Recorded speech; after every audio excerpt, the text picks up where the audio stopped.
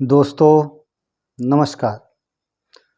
आइए जीएस की क्लास में विज्ञान विषय के अंतर्गत जीव विज्ञान में आने वाले मानव शरीर में कुल कितने प्रकार के तंत्र कार्य करते हैं, यह विज्ञान विषय की पहली क्लास है जिसमें बायोलॉजी में मानव शरीर के अंतर्गत पाए जाने वाले समस्त तंत्रों पर क्रमशः चर्चाएं की जाएंगी। तो हमारे मानव शरीर पर कुल 9 प्रकार के तंत्र पाए जाते हैं, जिनमें से कि सबसे पहला पाचन तंत्र, दूसरा परिसंचरण तंत्र, तीसरा लसिका परिसंचरण तंत्र, चौथा उत्सर्जन तंत्र, पांचवां तंत्रिका तंत्र, छठवां कंकाल तंत्र, सातवां अंतःस्रावी तंत्र, आठवां प्रजनन तंत्र और नौवां श्वसन तंत्र।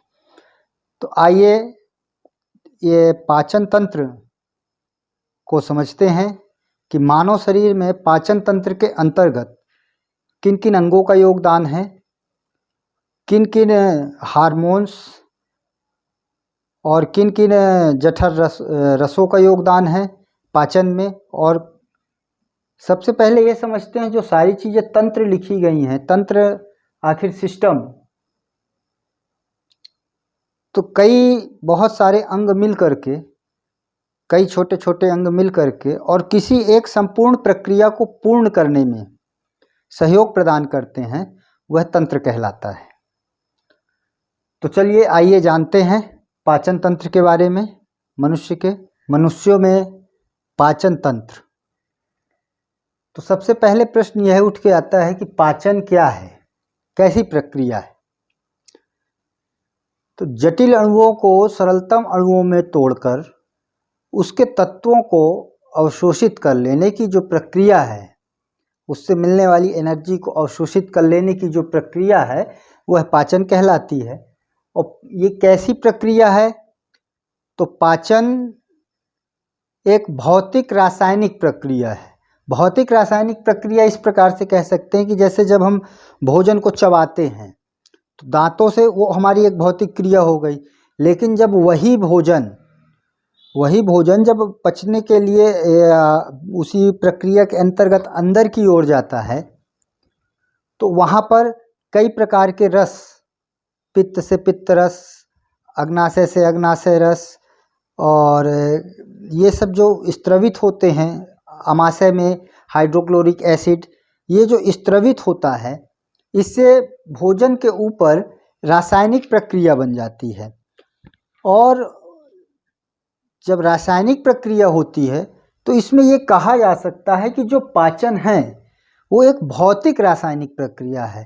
अर्थात हमारे द्वारा दांतों से तोड़ना एक भौतिक प्रक्रिया हो गई, और जितने भी पाचन में सहायक रस निकलते हैं शरीर के अंगों से, विभिन्न अंगों से, वो एक रासायनिक प्रक्रिया हो जाती है।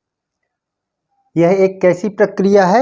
यह एक भौतिक रासायनिक प्रक्रिया है। अब आइए प्रश्न नंबर 2 को देखते हैं, पाचन क्यों आवश्यक है। तो पाचन क्यों आवश्यक है?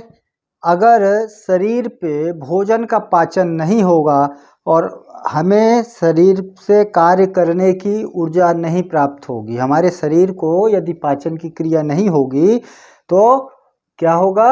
हमारा शरीर किसी भी कार्य लायक नहीं रह जाएगा, या किसी भी कार्य को करने की जो ऊर्जा है वह हमें प्राप्त नहीं होगी।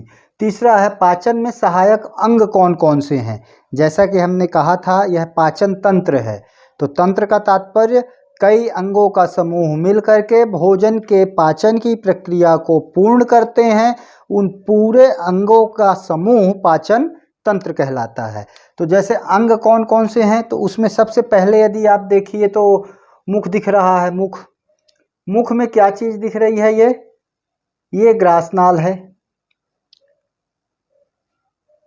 फिर अमाशय, इसे ग्रासनाल या आहार नाल ना कहते हुए ग्रासनाल। मुख। अभी यहाँ पर पाचन में एक महत्वपूर्ण टॉपिक रह जाता है, दांत। दांत के लिए अलग से वीडियो भी दिया जाएगा जिस पे केवल दांत की संरचना के बारे में और दांत कितने प्रकार के होते हैं, किन पदार्थों के बने होते हैं और जीवन में कितनी बार उगते हैं, टूटते हैं, इनके क्या उपयोग है, इन पर चर्चा की जाएगी। अभी दांत को छोड़ करके बाकी अंगों पर, पाचन तंत्र पे जो जरूरी हैं उन पे चर्चा की जाएगी। तो ग्रासनाल, आमाशय,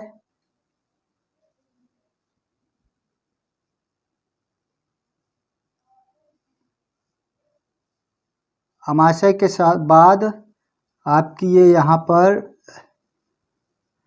छोटी आंत, फिर यहाँ पर आपकी आ गई बड़ी आंत,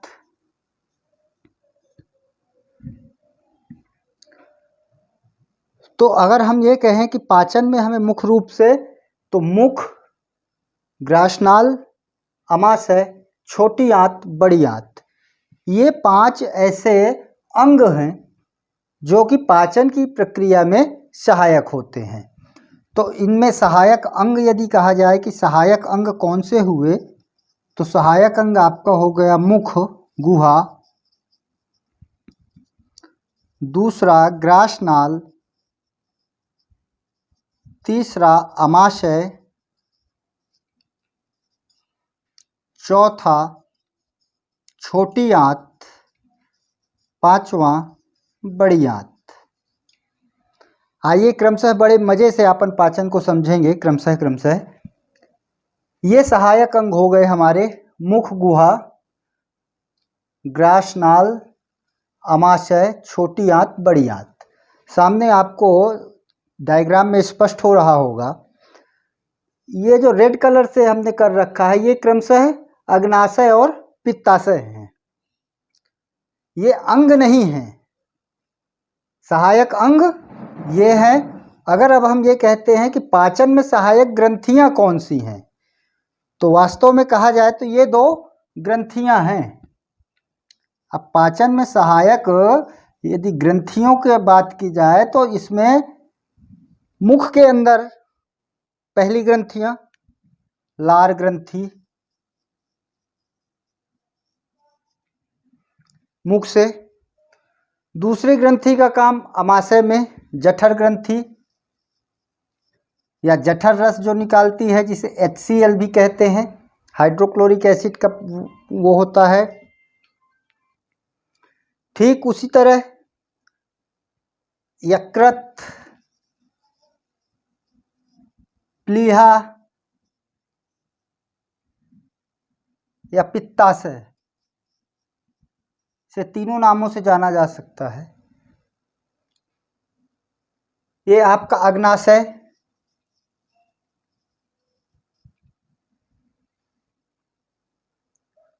जिससे और अंत पे अंतः स्त्रावी, छोटी आंत के अंदर ही यहाँ पर से 3 हार्मोन निकलते हैं जो पाचन में सहायक होते हैं। तो कुल मिलाकर के यदि देखा जाए तो 1 2 3 4 5 ग्रंथियां पाचन में सहायक है और शरीर के 5 अंग भी पाचन में सहायक हैं। तो आइए अब मुख गुहा, मुख गुहा किसे कहा जाएगा? गुहा अर्थात गुफा की तरह संरचना जिसके अंदर कोई भी पदार्थ डाला जा सके। तो मुख भोजन को ग्रहण करने का एक साधन है। तो मुख गुहा से हमने भोजन को लिया और भोजन को दांतों के द्वारा छोटे छोटे टुकड़ों में तोड़ा गया। तो यहाँ से भी लार ग्रंथियों से 3 प्रकार की ग्रंथियाँ मुख में पाई जाती हैं। इन पे अभी आगे अपन पढ़ते हैं। उनसे जठर रस लार ग्रंथियों से रस स्त्रवित होता है और फिर क्रमशः भोजन मुख के माध्यम से धीरे धीरे करते हुए क्रमानुकंचन अर्थात भोजन एक साथ यदि पेट पे आएगा अर्थात अमाशय में पहुँचेगा तो इससे अमाशय को क्षति हो सकती है। तो क्रमानुकंचन धीरे धीरे चबा करके और फिर भोजन को अंदर की ओर क्रमशः लिया जाता है। अब ये जो मुख से भोजन फिर नीचे क्रमशः आता है एक लिपलिपा सा पेस्ट की तरह बनके, तो इसे बोलस कहा जाता है। बोलस अर्थात, अच्छा, अमाशय को ही पेट कहते हैं। हमारा जो पेट है वास्तव में वो अमाशय ही पेट है, क्योंकि भोजन जो है सबसे अधिक समय तक 4 घंटे तक इसका जो स्थान है वो अमाशय पे रुकता है और उसके बाद फिर ये छोटी आंत पे आता है। अच्छा, भोजन का जो पाचन है वो छोटी आंत तक होता है, लेकिन जो पानी जैसी चीज़ें हैं, लिक्विड, उनका पाचन हमेशा बड़ी आंत में होता है। ठीक है, तो आइए अब जैसे मुख गुहा के बाद अपन ग्रास नाल को देखते हैं। तो ग्रास नाल अर्थात आहार नाल, जहाँ पूरे पाचन की क्रिया होती है, एक नाल की तरह, कैनाल की तरह, मतलब फैली हुई लंबी, उसके अंतर्गत यहाँ से लेकर के ये पूरी प्रक्रिया आती है। तो इसकी जो लंबाई कही गई है वो है 32 फीट या 9 मीटर। तो एक प्रश्न ये बन के आता है कि आहार नाल की लंबाई कितनी है? तो आहार नाल की कुल लंबाई 32 फीट है या 9 मीटर है। किंतु यदि ये कहा जाए कि ग्रास नली की लंबाई कितनी है, तो यह है 25 सेंटीमीटर। ये ध्यान रखिए कि अमाशय और मुख के बीच की जो ग्रसनी है उसे ग्रास नाल कहेंगे, उसकी लंबाई 25 सेंटीमीटर है। किंतु आहार नाल वो कैनाल जहाँ पूरे पाचन की प्रक्रिया संपन्न होती है, उसकी लंबाई 32 फीट या 9 मीटर होती है। तो आइए अब सबसे पहले दांतों को अपन दूसरी क्लासों में पढ़ेंगे। ये जानते हैं लार ग्रंथियाँ, मुख से कौन कौन से रस निकलते हैं और किस प्रकार से लार ग्रंथियाँ रस का स्त्राव करती हैं और भोजन के किस चीज़ के पाचन में सहायक होती हैं। जानते हैं मुख में पाई जाने वाली लार ग्रंथियाँ। तो हमारे मुख में जो लार की ग्रंथियाँ हैं, अर्थात भोजन को जो पाचन में लारों का बहुत बड़ा योगदान है। अगर मुख से निकलने वाला ये लार का रस भोजन को ना पचाए, अर्थात भोजन की प्रक्रिया में यहाँ ना शामिल हो, तो पाचन की प्रक्रिया यहीं पर अधूरी हो जाती है। तो लार ग्रंथियाँ जो हैं, तो इसमें पहली है पैरोटिड लार ग्रंथि। ये पाई कहाँ जाती है? तो जो कान होते हैं, दोनों कान के अगल बगल किनारों पे ये पैरोटिड ग्रंथि पाई जाती है। यह ग्रंथि बड़ी होती है, जबकि समलिगुअल जो है वो हमारे जीभ के जस्ट नीचे ग्रंथियों के रूप में मिलती है और सब मैक्सिलरी, जीभ के ही अगल बगल किनारों पर पाई जाने वाली 2 ग्रंथियों के रूप में पाई जाती है। तो कुल मिलाकर के 3 लार ग्रंथियाँ मुख के अंदर पाई जाती हैं। उनके क्रमशः नाम है पैरोटिड, समलिगुअल और सब मैक्सिलरी। ये 3 ग्रंथियों में जो सांप के अंदर जहर बनता है, जहर, वो भी इसमें पैरोटिड ग्रंथि के द्वारा जो रस स्त्राव होता है, उसी के द्वारा सांप के अंदर जहर के जो बनने के निर्माण की प्रक्रिया होती है, वो पैरोटिड ग्रंथि के द्वारा ही होती है। अब आइए ये भी समझते हैं कि ये जो लार है, तो लार के अंदर क्या क्या चीज़ पाई जा रही हैं। जैसे लाइसोजाइम पाया जाता है। अब लाइसोजाइम का क्या काम है? यह जीवाणुनाशक है। जैसे हमने कुछ भी भोजन किया जिसमें जीवाणु हैं, तो जीवाणुओं का नाश करने के लिए यहाँ पे लाइसोजाइम, मुख मतलब प्रकृति ने इस तरह से बनाया है कि यदि हम कुछ खा भी लेते हैं जिस पे जीवाणु है, तो उन जीवाणुओं को मुंह में मार दिया जाएगा। तो उसके लिए लार ग्रंथियों के द्वारा लाइसोजाइम स्त्रवित किया जाता है। एक टाइलिन डाइजेस्ट होता है जो मंड चोकर स्टार्च, इसके पाचन में सहायक होता है। जैसे जो भी अनाज होते हैं, अनाज की जो भी ऊपरी परत होती है वो मंड चोकर स्टार्च होती है, और जो अंदर होता है वो कार्बोहाइड्रेट का रूप होता है। फिर तीसरा लार के रूप में हमें म्यूकस, जो म्यूकस स्त्रवित होता है वह भोजन को चिपचिपा बना देता है, और चिपचिपा बनाने पर भोजन मुख के अंदर एक पेस्ट की तरह हो जाता है, और उसको हम क्या बोलते हैं? बोलस। अब बहुत सीधी सी बात ये समझिएगा, जब तक वो बाहर था, भोजन था, जैसे ही हमने मुख में इसे चबाया और चबाने के बाद उस पे ये लार ग्रंथियाँ, जो तीनों लार ग्रंथियाँ हैं, पैरोटिड, सबलिंगुअल और सबमैक्सिलरी, इनके द्वारा स्त्रवित रस क्रमशः लाइसोजाइम जो जीवाणुनाशक है, टाइलिन और डाइजेस्ट जो मंड, चोकर और स्टार्च के पाचन में सहायक होते हैं, और म्यूकस जो भोजन को चिपचिपा या लसलसा बना देता है। अब इसके बाद जब भोजन मुख के माध्यम से इस ग्रास नाल में पहुंचता है तो ग्रास नाल में क्रमानुकंचन की प्रक्रिया होती है, अर्थात एक झटके से भोजन नहीं जाता है और धीरे धीरे करके भोजन को यहाँ आमाशय तक पहुँचाया जाता है। तो यहाँ पर जो भोजन का रूप पेस्ट के रूप में यहाँ से आता है, यह पूरा भोजन बोलस के रूप में होता है यहाँ तक, जहाँ तक कि वो पेट के अंदर नहीं पहुँचता है। तो यहाँ पर हमने ये देखा, जो लार है, दिन भर में यदि 24 घंटे में कही जाए कि एक मनुष्य के पास कितनी लार बन सकती है, तो लगभग 1.5 लीटर के आसपास एक मनुष्य प्रतिदिन लार बनाता है, जिसमें से कि 99% पानी होता है, केवल 1% सलाइवा होते हैं। जो सलाइवा की मात्रा है वो केवल 1% होती है और 99% पानी होता है लारों में। अब आइए पाचन तंत्र के इन लार ग्रंथियों के बाद अब यह जानते हैं, एक चीज़ ये जानिए कि ग्रास नाल में कभी भी पाचन नहीं होता है। ग्रास नाल में केवल क्रमानुकंचन की प्रक्रिया होती है। दांतों द्वारा भोजन को छोटे छोटे टुकड़ों में तोड़ा गया। जीभ का केवल कार्य स्वाद लेना है, जीभ का पाचन में कोई सहयोग नहीं होता है। जीभ और दांत, इनकी एक अलग से क्लास लेकर के वीडियो तैयार कर दिया जाएगा। मुख के अंदर जो लार ग्रंथियां हैं वो मुख्य लार ग्रंथियां पैरोटिड, सबलिंगुअल और सबमैक्सिलरी हैं। जो भोजन लार के कारण चिपचिपा या लसलसा पेस्ट की तरह बन जाता है उसको बोलस कहते हैं। एक मनुष्य दिन भर में 24 घंटे में लगभग 1.5 लीटर लार का निर्माण कर लेता है। टाइलिन और डाइजेस्ट ये मंड या चोकर या स्टार्च के पाचन में मदद करते हैं। लाइसोजाइम जीवाणुनाशक होता है।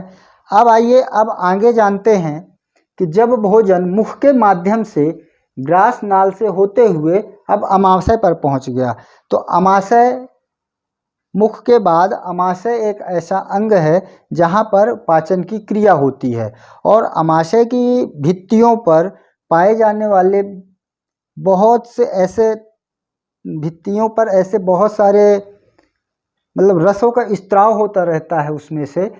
तो यहाँ पर आइए अब पढ़ते हैं पाचन की प्रक्रिया में अमाशय का क्या योगदान है, और जब भोजन अर्थात बोलस मुख के बाद अमाशय में पहुँचता है तो अब इस पर आगे क्या प्रक्रिया होती है, आइए चलते हैं, जानते हैं अमाशय के बारे में।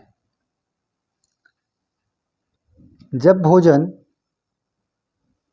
न कहते हुए बोलस यहाँ पेट पे पहुँचता है तो ये अमाशय के 3 पार्ट हो गए। पहले पार्ट को कार्डियक क्यों?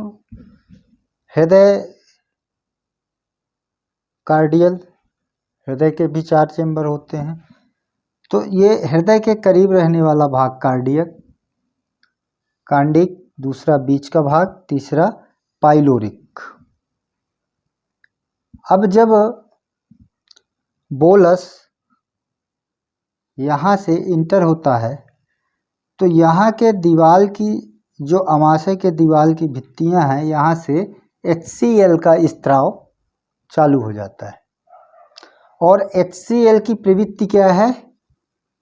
अम्लीय होती है। अच्छा, ये कैसे पता चला कि ये अम्लीय है?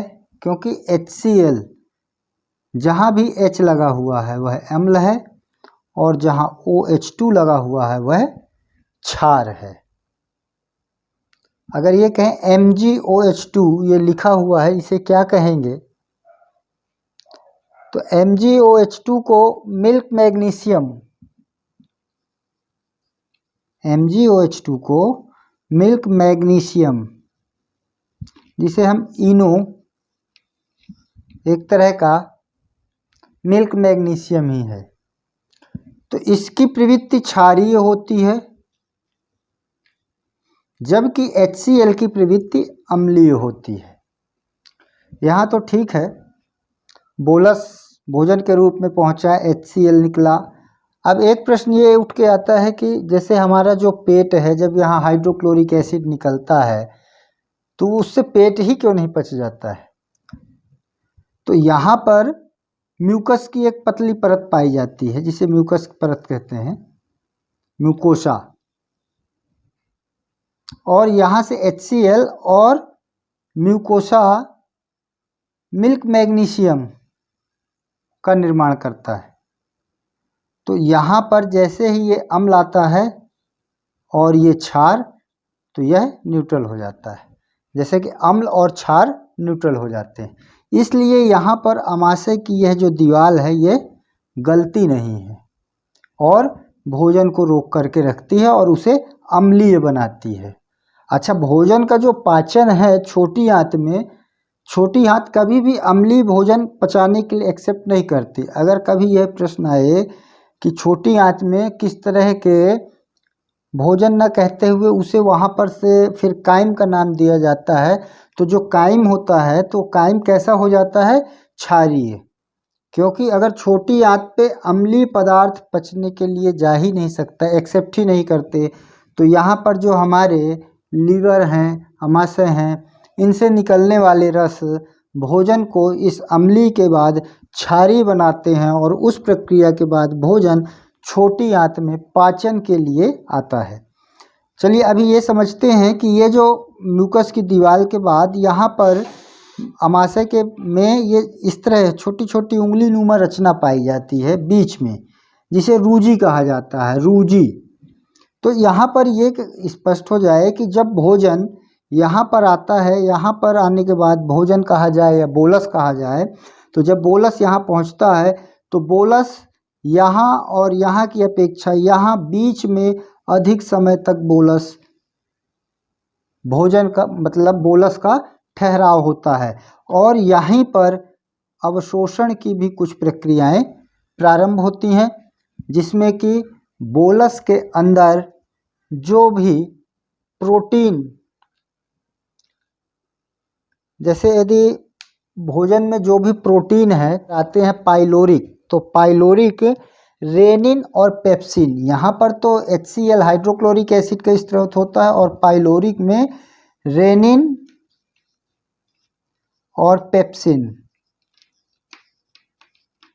ये पाइलोरिक क्षेत्र है। इस पाइलोरिक क्षेत्र से रेनिन और पेप्सिन नाम के रसों का स्त्राव होता है, जिसे हम गैस्ट्रिक ग्लैंड रस कह सकते हैं, जठर रस। तो रेनिन और पेप्सिन ये दो जठर रसों का स्त्राव होता है। अच्छा, रेनिन में क्या गुण होता है? रेनिन में क्या गुण होता है कि यह दूध को दही में परिवर्तित कर देती है। जो अमाशय के तीसरे खंड पाइलोरिक से जो निकलने वाले रस हैं क्रमशः रेनिन और पेप्सिन, तो रेनिन का यह स्वभाव होता है कि वह दूध को दही में परिवर्तित कर देती है। अब एक बहुत अच्छी सी बात है कि जो छोटे बच्चे होते हैं उनको आपने देखा होगा, वो दूध पीते हैं और जब वो बाहर बोझ करते हैं, मतलब उल्टी करेंगे, तो वो दूध दही के रूप में बदल जाता है। तो अब एक चीज़ ये समझिएगा कि वो जो दही के रूप में बच्चों के मुख से दूध निकला, वो काइम का रूप है, और जबकि भोजन चबाने के बाद जो मुख से पेट के अंदर अमाशय तक गया वो बोलस के रूप में गया, और फिर इसके बाद भोजन काइम के रूप में आ जाता है, और इस पदार्थ या ये भोज्य पदार्थ जो पेट में पाचन के लिए जाता है उसे फिर बोलस ना कह करके उसे काइम कहा जाता है। तो अब काइम में मतलब रेनिन का क्या गुण होता है कि वह दूध को दही में बदल देता है। पेप्सिन, पेप्सिन का काम है यह प्रोटीन को पेप्टोन में बदल देता है। तो हमने इसमें ये देखा कि यहाँ भोजन मुख से ग्रासनाल और ग्रासनाल के बाद आमाशय के अंदर आने पर भोजन में प्रोटीन जो है वो भोजन कहें उसे या फिर काइम कहें, तो अब काइम में प्रोटीन टूटता है यहाँ पर, और जठर के अंदर भोजन का पाचन होता है और भोजन को कई छोटे छोटे टुकड़ों में तोड़ा जाता है। सबसे अधिक समय तक भोजन इसी पेट में आमाशय में ही रुकता है। अब जब भोजन यहाँ काइम के रूप में अब यहाँ से निकलता है, तो अब यहाँ पर यकृत और अग्नाशय इनसे निकलने वाले रस और यहाँ छोटी आंत से निकलने वाले रस जो भोजन या जो काइम है उसके पाचन में सहायक होंगे, तो उनके बारे में अब आगे की क्लास में अपन देखते हैं कि भोजन जब आमाशय में आ जाता है, आमाशय के बाद आगे की प्रक्रिया के लिए अपन दूसरी क्लास में देखते हैं। तब तक के लिए आपका धन्यवाद धन्यवाद धन्यवाद, नमस्कार। कृपया हमारे चैनल को अधिक से अधिक लाइक, सब्सक्राइब व शेयर करें। आप सभी का धन्यवाद।